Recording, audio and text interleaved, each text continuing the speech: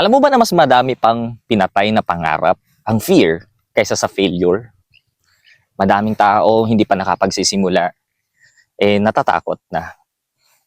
Dahil sa, syempre, takot din silang magkamali, takot silang mag-fail. Pero para sa akin, ang fear ay kabaliktaran lang ng faith. Kung laging takot ka, isa lang ibig sabihin nun. Kulang ka sa pananampalataya, kulang ka sa paniniwala na nandyan siya lagi para tulungan ka. Na nandyan siya lagi para itayo ka kung sakaling madapa ka.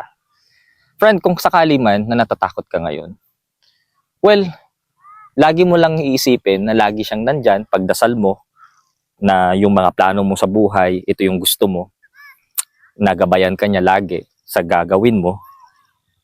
And then, of course, you'll never go wrong with that. As long as alam mong ikabubuti mo at sa kapwa mo, ipagkakaloob at pagkakaloob niya yan sa'yo.